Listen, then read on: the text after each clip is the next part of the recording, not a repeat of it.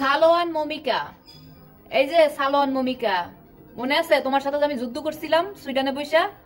স্ক্রিনে যার ছবিটা দেখছো এটা তো মোটামুটি সবাই চিনো। ওনার নাম হয়েছে সালোয়ান মমিকা।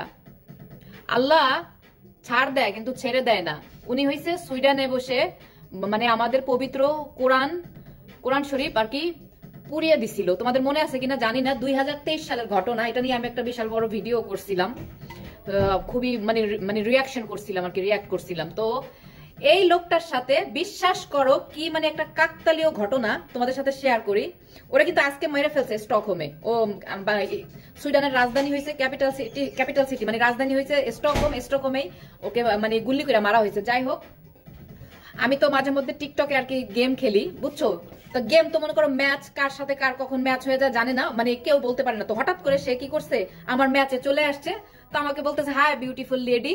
তো আমরা গেমস খেলতেছি, হ্যাঁ। তো আমি বলছি হাই, পরে বলতেছে তুমি কোথায় থাকো? সুইডিশে আমরা কথা বলছি। পরে আমি বলছি যে আমি সুইডেনে থাকি, আমার অমুক সিটি নাম। তারপরে সে বলতেছে যে আচ্ছা, আমি আবার জিজ্ঞেস করছি তুই কই থাকোস? পরে বলতেছে আমি স্টকহোমে থাকি অমুক জায়গায়, কিন্তু আমার অ্যাড্রেস বলা যাবে না। আমি তখন ওর চেহারাটা ভুলে গেছি। হঠাৎ করে আমার সাথে গেম খেলবে, এটা মানে কেমন একটা আশ্চর্যজনক বিষয় না? তা আমি আর ওগুলো মানে মনেও নেই ওর চেহারা টেহারা আমার। তো বলতেছে তুমি আমাকে চিনো না? আমি বলছি না। তুই এমন কি তোর আমার চিনতে হবে?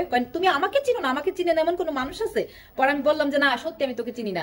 পরে কয় আচ্ছা আমি ওই যে স্টকহোমে যে কোরআন পড়াই দিছিলাম সেই মানুষ আমি। আর তো আমার মাথা ক্রেজি হয়ে গেছে। কি আর ইউ সিরিয়াস?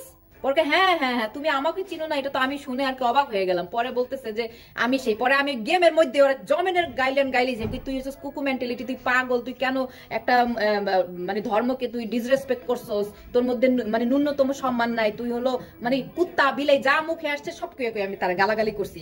এই যে দেখো, এই যে মানে 5 দিন বা 6 দিনের আগের ঘটনা, আজকে তার মৃত্যুর ঘটনা, মানে তাকে মেরে ফেলা হয়েছে। তো এরকমই তো পৃথিবীর সব জায়গায় কিন্তু কিছু ইসলাম প্রেমিক মানুষ আছে।